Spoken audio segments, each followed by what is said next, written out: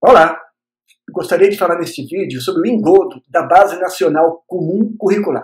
O que vem ser isso? Bom, segundo o MEC, é um conjunto de caráter normativo que define o conjunto orgânico e progressivo de aprendizagens essenciais que todos os alunos devem desenvolver ao longo das etapas e modalidades da educação básica, conforme definido na Lei de Diretrizes e Bases da Educação Nacional, LDB, Lei número 9.394/1996.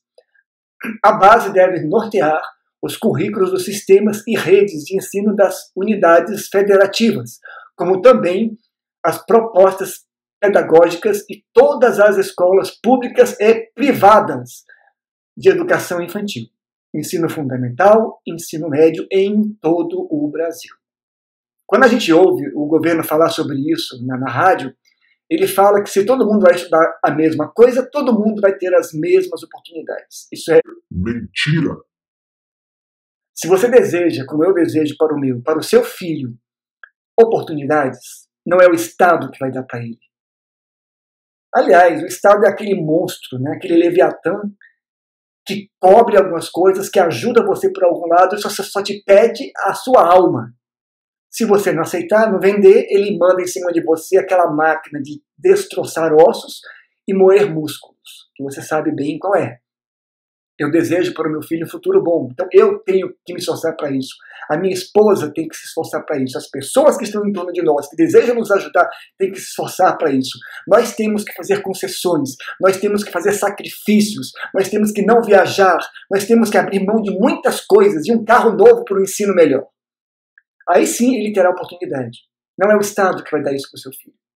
Agora, o que exatamente o Estado está querendo com isso? O Estado quer controlar o que cada criança desse país vai aprender desde o jardim de infância. Olha só, desde o jardim de infância.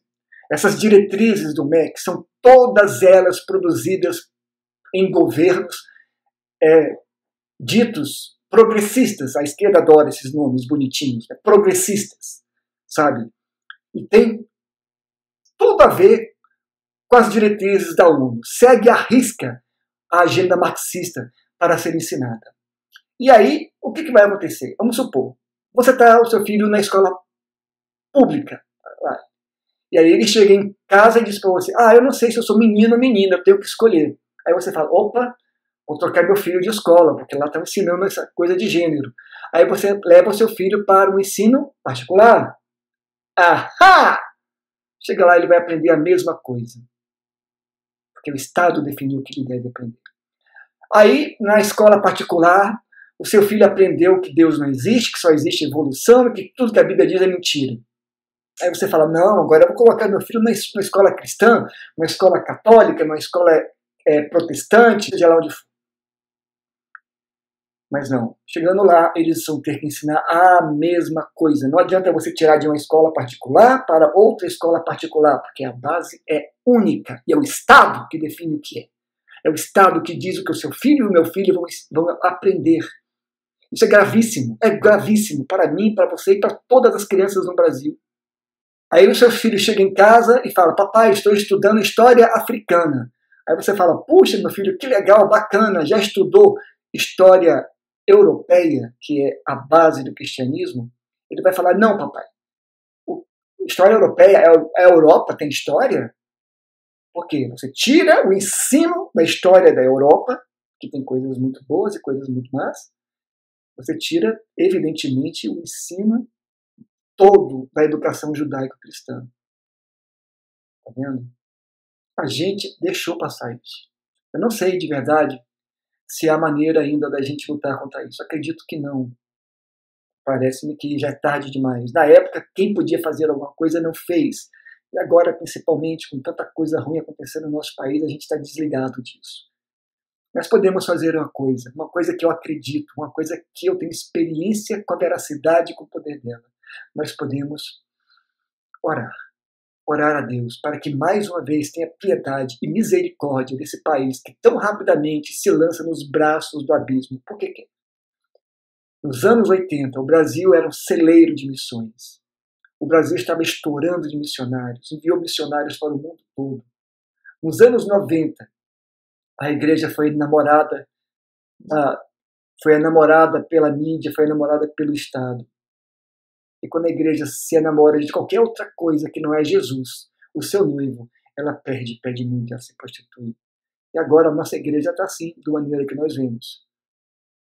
Eu acredito na igreja, acredito no cristianismo, acredito no protestantismo, e acredito que muitas igrejas católicas são muito sérias, muitos padres só desejam levar seus fiéis em santidade a Deus, que muitos pastores desejam a mesma coisa.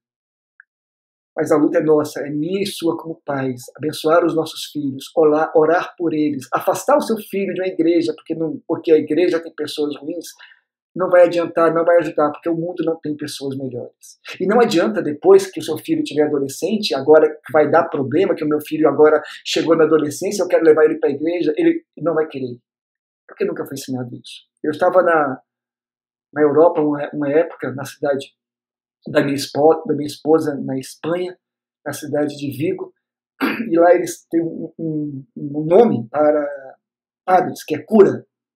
Aí tinha uma paella lá, deliciosa, vocês podem imaginar como é que era, feita por espanhóis na Espanha, né? Se bem que o pessoal da Galícia, de Vigo, não se considera espanhol, eles se consideram galegos. E também nem falam espanhol, falam galego também, mas são coisas que a gente conversa outra hora. Estava lá e aí alguém pediu, na base da chocarrice, né? Pede pro cura fazer uma reza. E aí o dono da casa, tio da minha esposa, falou assim, Tite, faz uma oração. Eu orei, o pessoal deu as mãos, eu orei. Quando acabei de orar, fiquei sabendo que um dos filhos dele, que já era um adulto, que aliás é uma pessoa que eu tenho grande alegria e me é muito grata, nós nos damos muito bem, eu fiquei sabendo que depois ele reclamou com o pai dele, falou assim, pai, você nunca nos levou para a igreja, você nunca nos ensinou a orar, e por que agora a gente tem que fazer isso?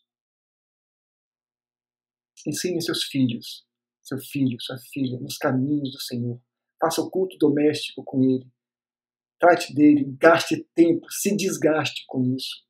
Bom, Deus nos abençoe. Sou o pastor Paulo Tide, grande abraço e a gente se vê pelo caminho.